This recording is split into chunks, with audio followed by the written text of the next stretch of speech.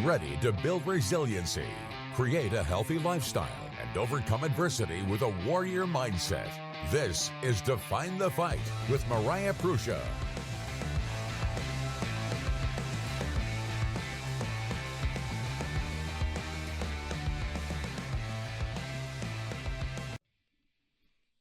Hey, welcome everybody to this fine Monday morning. Even though it's snowing, it's still good because you know what? We're getting some precip that we're going to use later down the road. We're looking at a lot of different things right now, and fear has heightened, whether it's the last month, whether it's the last X amount of years. But it's understanding that mental health right now is really in a state of crisis. And we have an individual here that has overcome a lot of different things in his life and is traveling nationwide to speak to individuals. Scott Geiselhart was a firefighter for 24 years and a former assistant chief. He is also a mental health practitioner and a certified peer support specialist who has received crisis intervention training, suicide prevention, and critical incident stress management training. He worked in the mental health crisis stabilization, helping individuals get back on their feet after mental health crisis situations. He is also a PTSD, addiction, and suicide attempt survivor. He now, like I had mentioned, is a national speaker who shares his message of healing and redemption with thousands of first responders and other professionals. You know, Scott, it's you and your message are much needed. And I think when we're looking at from a first responder perspective, I was talking about the fact of they move from one chapter to the next without a time or an opportunity to really unpackage what they see, what they feel, and, you know, how do you navigate through that storm? So I want to welcome you to Define the Fight today. Thank you. So let's talk about some of your experiences. You had mentioned being a firefighter for 24 years, which clearly has led you into your mission. What are some of the different things that you've experienced that you want to share? Well, I was a firefighter in small town, volunteer. And this small town was Frazee, Minnesota. Small community. I didn't grow up there. I moved there and never thought about being a firefighter. Yep. But they asked me to be a firefighter, and I filled out the application. They accepted it. But in a small community, as a volunteer firefighter, we have jobs during the day. I mean, we're not sitting at the fire station waiting for calls. So a lot of times we'll be out with our family or something, pager goes off, so we run and go do what we're trained to do. And sometimes that's pulling a body out of a car or a house fire. We don't get paid much for it. We do it because we love to help the community. And unfortunately, in a small community, we recognize a lot of the people that we're out there helping. And it's difficult, and it grows on you. And to go see something like that and then go back to a choir concert to watch your kids singing or something like that, or a birthday party, or go home and supposed to go to sleep. It just doesn't work. You know, you had mentioned the fact of being in a small town and you recognize pretty much anybody if there's an accident that is close, whether it's a fire, because first responders respond to anything for the most part, correct? Yeah. My cousin actually was a first responder, and there was a call that came through. His son hadn't been home yet and was running late, and he came up to the scene, and his car's son was engulfed in flames, and the only thing and way that he could recognize that it was his son's car was by the rims. So he was the first one to see and recognize that it was his son who had clearly lost their life in that incident. So I couldn't imagine what all comes into play when you're recognizing somebody and then trying to also save them or confront and talk to the parents about, unfortunately, they didn't make it. Yeah, and that's the thing. We train to help people. And when I was a firefighter, we didn't talk about the mental health part of it. We knew we were going to see this stuff, and yeah, we had a phone number on the whiteboard saying, hey, if you're having any issues, call this person. But we're used to helping everybody else. We do a very poor job of helping ourselves and reaching out for help when we need it, because well, we just didn't have the education back when I was a firefighter. You know, it's 5 years now since I've been a firefighter. But yeah, it's this hero thing that we want to help everybody. And when we don't recognize, it slowly happens. For me, it happened over a period of time where I started to get angry. And I drank a whole lot. I mean, I drank a lot, and I drank by myself. And got into meth, which I was totally against. But when the nightmares started taking over my night, and I couldn't close my eyes without having nightmares, I started to do the meth so I wouldn't go to sleep. I started using unhealthy coping mechanisms and skills that I was never taught any healthy coping skills. So Well, you look at the coping strategies now, right? They're being brought more to the forefront. But like you said, 24 years ago or plus, whatever that may or may not be, like you had said, people never really spoke about mental health. You just did your job and then you kept moving, right? And then they would say, well, if you need help, ask for help. Well, from a male perspective, I'm just going to say it's probably more difficult because of the different roles and the expectations, or diving deeper into emotion to be vulnerable to individuals. I'm sure that was also a challenge for you as well. exactly. It's one of those things where it was back in the day, it was man up. If you can't handle this, maybe you shouldn't be a firefighter. And I loved being a firefighter, so I was not going to say I was having issues because I didn't want to lose that part of my life. And it was amazing how when everything came crushing down on me, it wasn't like in a couple months. It was over years of this building up. And I show a picture during my presentation of a first responder with people stacked on his back from the fatalities. And that's exactly what it is. They just keep building and building and building until it's just, you don't realize the weight it slowly gets on you. But after a while, it's so overwhelming that you can't, you start doing some unhealthy things. Well, when you're sharing that visualization, what I see is you're walking. And the more weight that continues to be brought onto your shoulders, eventually now you're crawling. You're just trying to navigate through the storm or through your day the best way that you possibly can until it comes to the point where you can't crawl anymore. And if individuals right now that are currently listening that are struggling with depression, with PTSD, so on and so forth, you don't have to wait until you can't move. It gets to a point where you're numb or trying to numb emotion. And the reality is this: we've all felt a lot of different emotions. And I was listening to a speaker, they had spoke about positive emotions. When you have positive emotions, it's showing that there's opportunities. And so-called negative emotions are those that keep you alive. However, if they keep you alive, they can also take you to the other extreme if you aren't recognizing the need to call for help. Exactly. It gets so overwhelming that you lose the ability to reach out for help.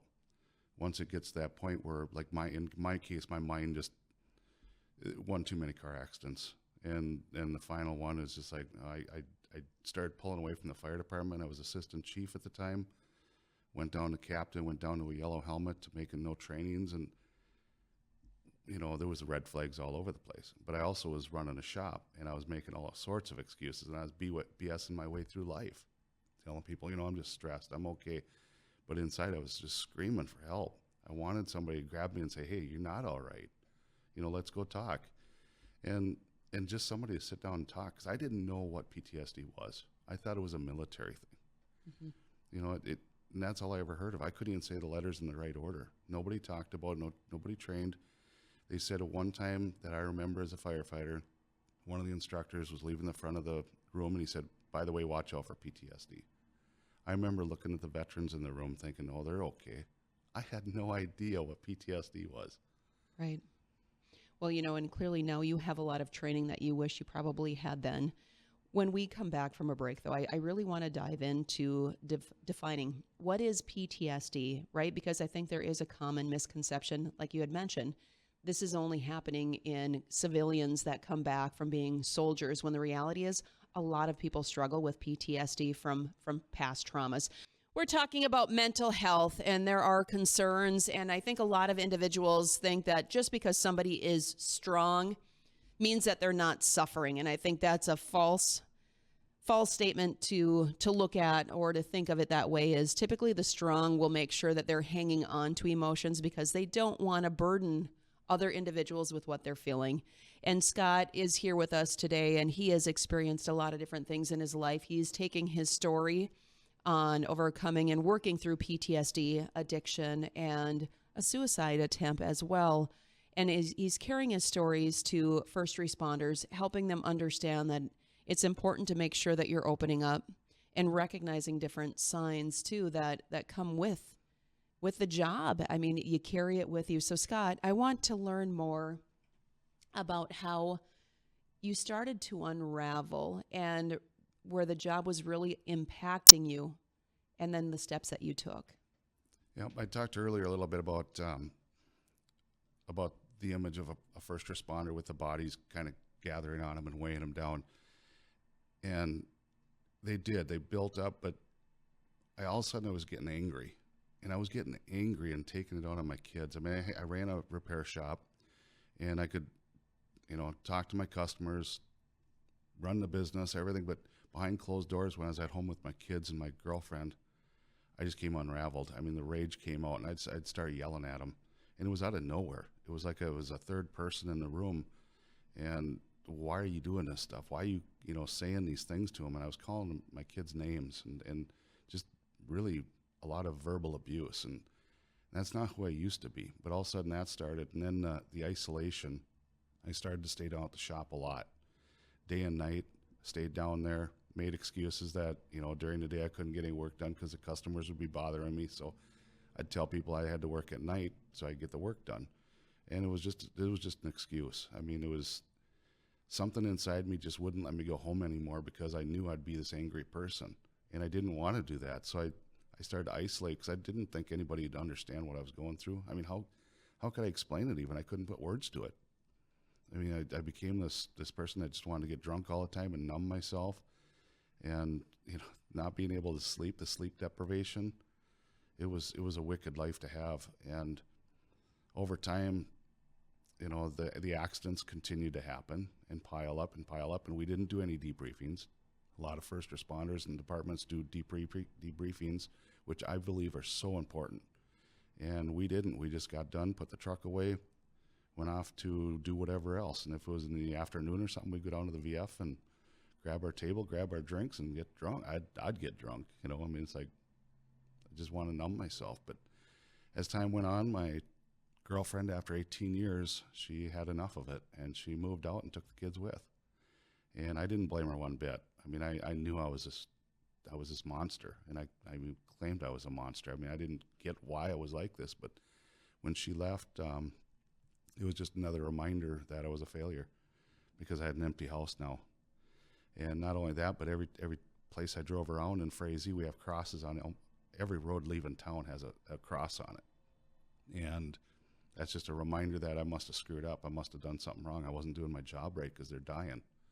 And there's something called moral injury. And I found out now that moral injury has a lot to do with what I was going through also, because we're trained to save lives now, and we weren't. And I took it personal. Must have been something I'm doing wrong. They say you can bring somebody out of the water, ice water, an hour later, revive them. We were doing that. We were bringing up and getting a heartbeat, but they were dying. And it's like, what am I doing wrong? They're dying of lung infections.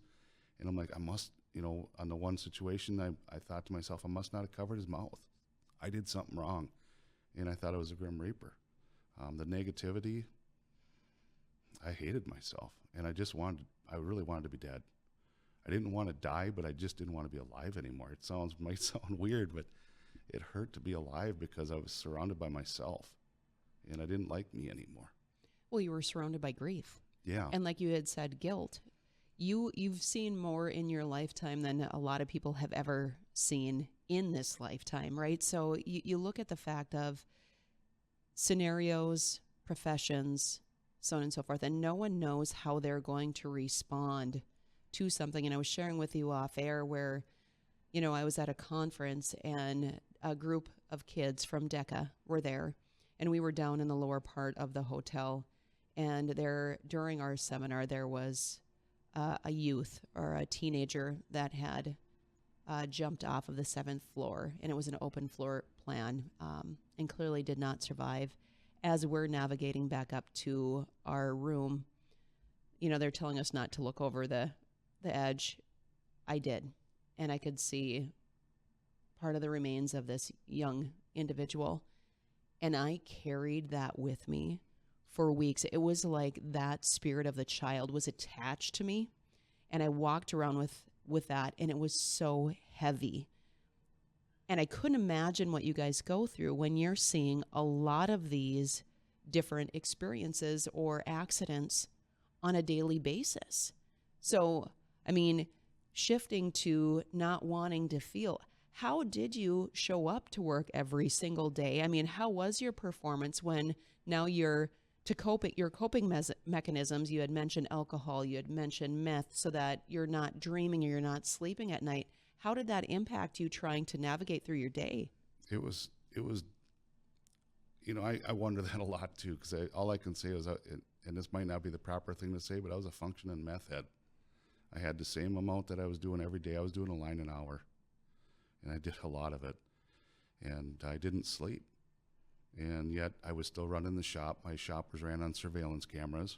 I had 18 of them, inside and out. Doors were locked. The windows were covered.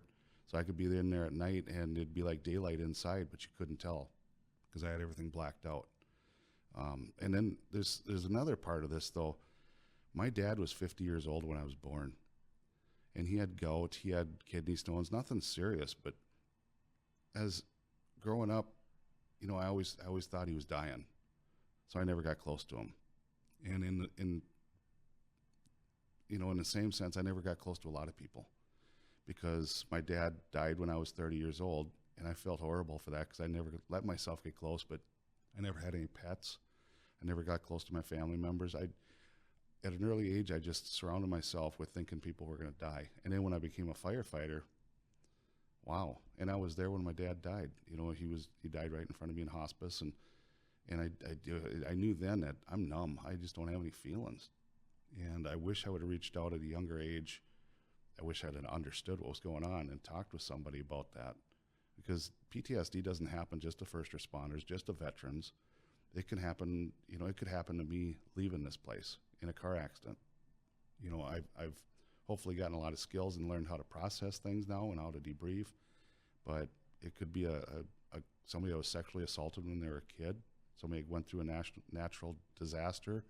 There's just so many different things. It's not just first responders and veterans. And when I finally did get to the point and tried to end my life back in July 2014, and thankfully I used a gun and the gun misfired. And that alone that rocked my world, because that wasn't supposed to happen. It was weird how to say that, but I was alive, and when I reached out for help, it wasn't easy finding help. I had to make a lot of phone calls, and unfortunately a lot of the phone calls went unanswered. And finally, my last phone call was answered by a firefighter out in East Coast. And he stopped everything and said, "Hey man, we've got you." And I was screaming at him.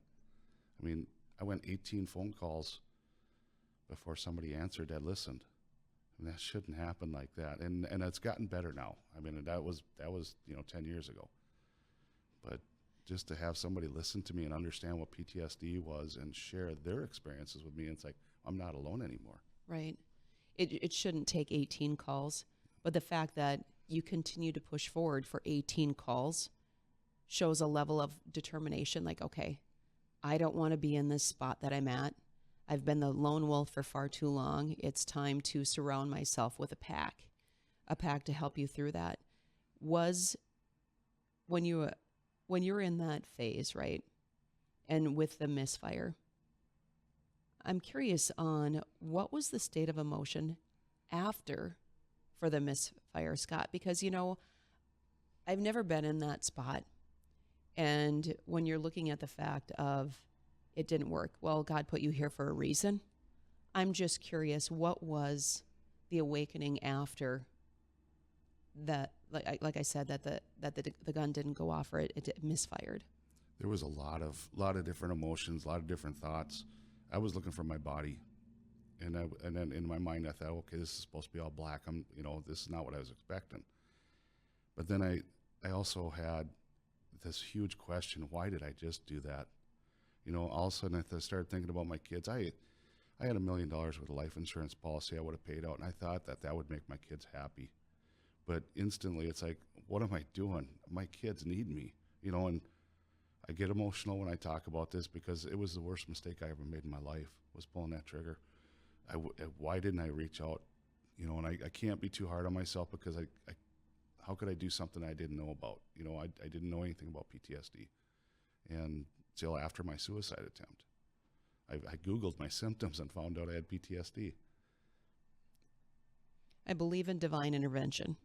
I'm a huge believer in faith and that God has a plan for each and every single one of us. And I'm grateful that that attempt was not successful because he is guiding you into a mission that is so much larger than yourself, because there's so many people that are currently sitting in that space of darkness, and you are the light to help guide them out of that space.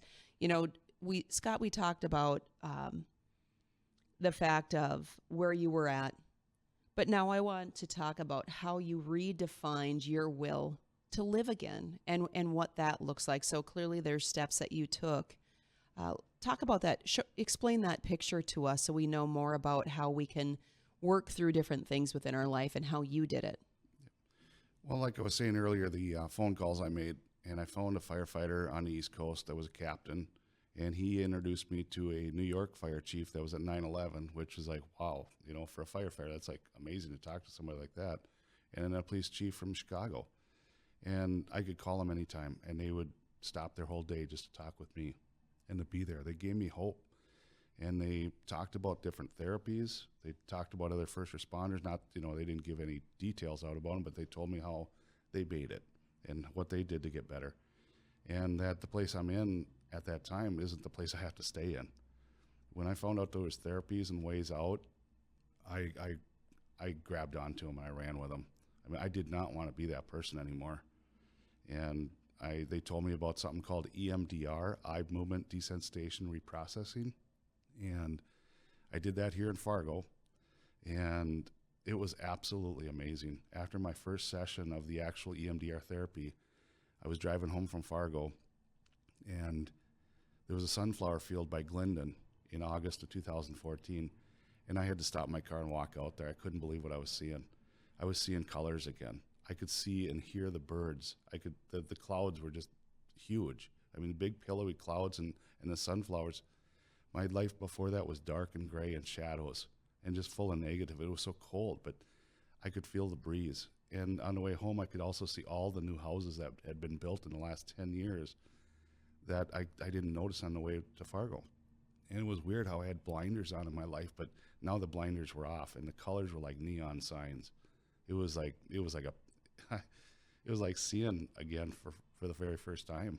It was like you came out of a dark tunnel that you'd been walking. Yeah. And now it's like the tunnel broke. Yeah. You broke free of the tunnel. That's beautiful. I kind of think of it as I seen a picture of where, like you got this caterpillar crawling around on the ground, and then it goes into a cocoon, which was a dark place in my life. And then I came out of a butterfly, and I could see so much more. And it's interesting that a butterfly cannot see his own wings, I heard. So, hey, we're learning tips every day. For you, what other different components did you have to, clearly you had a lot of different things, right, that you were navigating and working through, right? So from addiction, not just alcohol, but meth, right? So what were some of the things that helped assist you? Because clearly, I've never had meth, nor would I ever want to. I'm just curious, like, what were the withdrawals? What were those different things that you did to move through that, cleaning out your system? Yeah. After that first session of EMDR, when I drove home and started seeing colors again, I was able to start sleeping.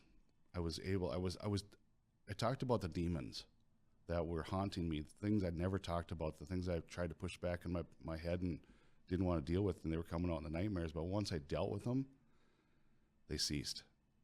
I walked away from meth all by myself. It was a week of hell. I mean, it was a week of not only coming down off of meth, but understanding that I have to start talking about this stuff. And I started talking to myself about the accidents and kind of debriefing myself. And it was a week I never want to go through again. But once I pulled once I pulled that plant out by the roots, and that plant was the mental health part, I tackled that. I tackled my demons. I didn't need the meth anymore. And I even quit drinking for a while. I still drink, but I don't drink like I used to. I don't go out and get drunk. It's a social type thing now instead of, drinking by myself, driving around somewhere. But yeah, I never thought I'd be free of meth. Never. I never thought I would do meth to begin with. I mean, that's not how I was brought up, but to be able to walk away from meth, and I know the whole reason behind that was because I tackled my mental health first. Mm-hmm. How challenging was it for you to share then? So once you started to work through the demons, did you continue to work? Did you put work on pause? How did that work? Because I know there's a lot of different fear. Well, if I share, I'm going to get fired. If I do this, right? There's all these different, ripple effects that could occur, especially when you're in a dark spot. The fear is like tenfold compared to when you're in a healthy state of mind. What was that like, and how did people work with you when you were working through to get to your mental health? Once I found out I wasn't the only one, and I seen the stats on first responder suicide, which more first responders are ending their own lives than dying of line of duty deaths, which was not acceptable for me. And I knew I wasn't the only one hurting. So for whatever reason, I couldn't shut up about it. I mean, I was telling my neighbors, I was talking anybody I wanted to hear, anybody who would sit and listen, I'd tell them, and they'd listen. I mean, they're like, "Whoa, Scott, we never knew. We didn't see this."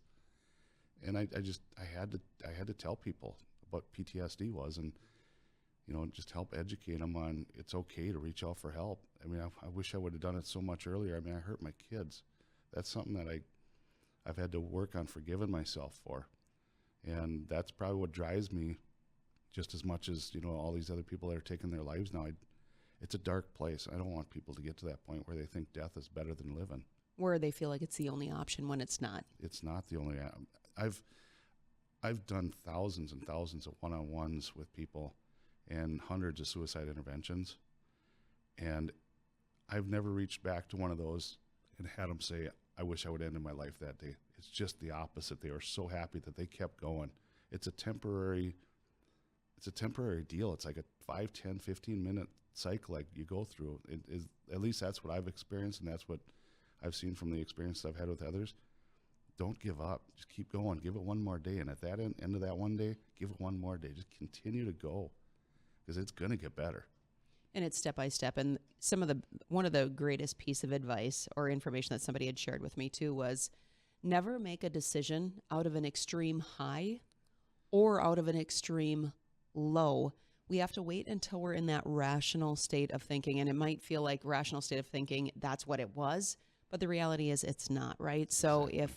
If you're questioning, or if you have those deep, dark thoughts, share with someone, because that's where the rationality is going to start coming into play, is by somebody who isn't in the same spot.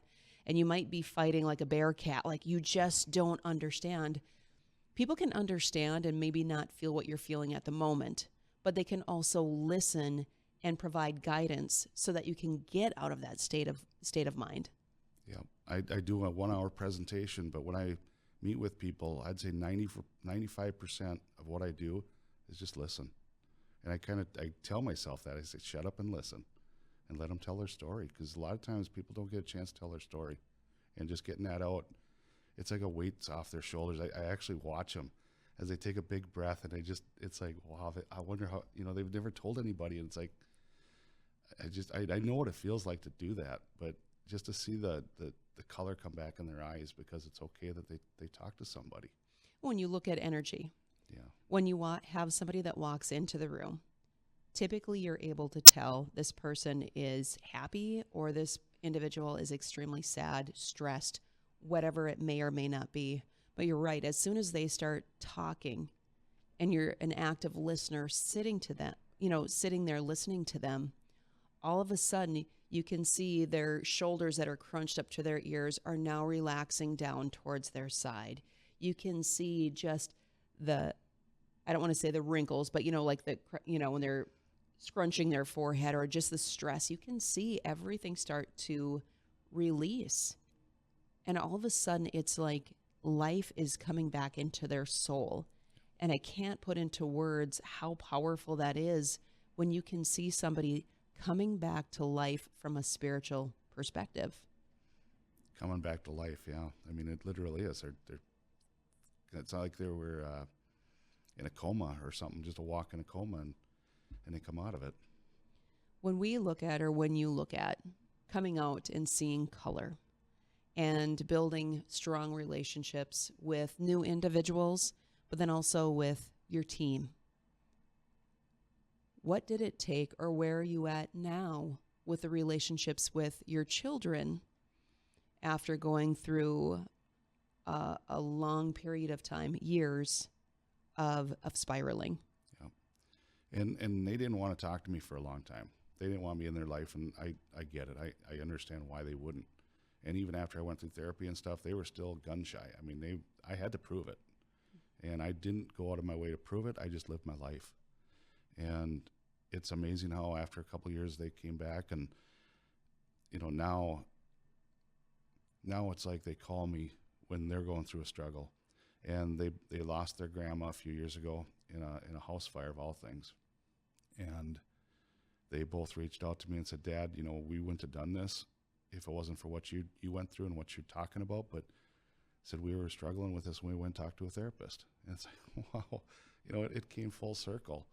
And, they understand that it's okay to reach out and talk to somebody. And they when they're going through a difficult day, they call and we talk, and we all have bad days. Well, and time heals wounds, but so does growth. And the more kids mature, they start developing a different level of understanding, because they're going to experience different things within their life. And seeing you go through hitting rock bottom, but then seeing how you made that climb back out is one of the most powerful examples that you could provide to your children, even though there's guilt attached to that.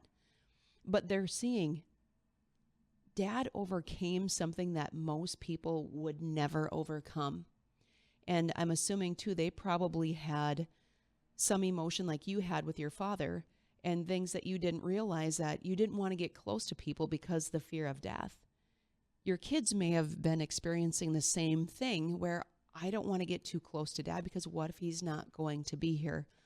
But I'm very grateful and happy to hear that they are now utilizing you not only as a father, but recognizing that you are a wealth and source of information to help them move through their mental health and into a place of peace. So kudos to you, Scott, for doing that, because that's a very, very powerful message that you're on the right path. Thanks. It feels good. I mean, again, it's difficult to think about what I went through and what I put them through, but I'm not going in that direction anymore. And yeah, they've learned firsthand, what meth can do to you, what, trying to handle things yourself can get you in a dark place. 100%. What are some different takeaways or things that you would like individuals to recognize with mental health? Some key signs I think would be great, because sometimes they can get cloudy. Yes. Just the recklessness I had, the lack of wanting to be alive, and the chances I've taken on fire scenes of places I would have never put a firefighter, but I would go in there, and I was actually looking for a way to die a hero. And it would have been a suicide attempt, because some of these, there was probably multiple suicide attempts, but and it's just because I put myself in bad situations. So it's the carelessness, or people that start giving away things, or they change. I mean, when I was going through this, my ex-girlfriend went and talked to a lot of the firefighters and said, "Hey, Scott's doing this stuff at home. He's yelling at us." And they're like, "No, Scott's just stressed out. It's not that bad." I wish they would have listened, And again, we didn't have the education, so they probably, didn't understand fully what I was really going through, or maybe they didn't want to know. There's another part to that too. 100%. But yeah, no, it's mental health is scary. It's a snowball effect. It starts small and it just keeps getting bigger and bigger. And reaching out earlier in your life, or earlier during this, is so important. When you start noticing something, not only in yourself but maybe somebody else. I have safety plans. I have a service dog named Sarge. I have a safety plan for if he passes. Phone calls I'm going to be making. I have a phone. I take a lot of phone calls, so I have safety plan in case some of those go south, and or it just gets heavy. I got to debrief with somebody. Support systems, self-care. I found myself loving to cook and loving to eat, But I love grocery shopping. People look at me and say, "What do you mean you like grocery shopping?" It's like I could live in a grocery store if I was allowed to. But yeah, when it was weird how I got to that dark place and I didn't have a smile anymore. There was no color in my eyes. And I show a side-by-side picture during my presentation before and after. And it's just amazing. After therapy, I felt like I was 18 years old again. And in fact, I used to jump over picnic tables when I was 18 years old in the city park in Detroit Lakes, showing off to girls. And I did this in my cowboy boots even. And after my therapy, I was in my driveway and I told my sons, I said, "You got to watch this." I felt like I was so young. I felt like I lost 100 pounds. I didn't lose 100 pounds after my therapy, but I felt like it. Energy-wise, you did, yeah. Yeah, and I said, "Watch this." I said, "You see that picnic table?" And I took a run at the picnic table and I tried to jump it. At 46 years old, I didn't quite make it. I came down pretty hard, thought I broke my leg. All the neighbors seeing it, they're all standing out in the yard. I'm like, "Oh, this is great." And my neighbors knew I was going to therapy. They knew I had PTSD, and I'm sure they were wondering, like, "Wow, they got him on some pretty good drugs," But, that's how good I felt. And then later that fall, we were here in Fargo again with my younger son. He was 13. And I looked over at him and I said, "I'm really glad that gun didn't go off." And he said, "Dad, the gun did go off. It killed the bad dad." And that's when I knew my anger was under control, because that's when the light came on. It's like, I'm not the same person I used to be. And it took a lot to learn how to live again, because how do you go from being a monster to, being this person that I really liked in a couple months' time? And the physical pain, I was supposed to have both shoulders replaced. I was supposed to have back surgery. It all went away. The pain went away. And between the meth and the stress, it took a physical toll on my body. But then after unloading all that weight, and I call it the infection in my mind, the PTSD, and the antibiotics was therapy and talking about it, getting out of your head and being alive again. That's a great analogy. And I appreciate you sharing your story and what you're doing in life, and recognizing that your story goes to show that it's literally one switch away. You just have to flip the switch and make the decision that I want life more than I want anything else. And that's really what it comes down to. So, Scott, I want to thank you for coming on the show. Keep sharing your message. If individuals want to get a hold of you, how do they do so? Seeing in Color Again is my website. It's SEEING, in Color Again. And if you just Google my name, you'll find a lot of information. That's probably the easiest. You can see articles and things. And like I say, I travel around the country, but I really want to focus a lot more in Minnesota, North Dakota, and South Dakota, and just give back. It's so much easier for me when I don't have to travel all the way across country for 2 weeks and come back, when I could do a few of them around here in the same amount of time. Absolutely. So again, Scott Geiselhart, you guys check out seeingincolor.com. He is all about sharing light and making sure that he's helping you take your next best step forward. Coming up this week also, check out on Thursday, this upcoming Thursday, Farm, Flannel, and Family out at Rustic Oaks. Get on your flannels, get on your jeans, get on your cowboy boots. Our Define the Fight nonprofit is having our first fundraiser.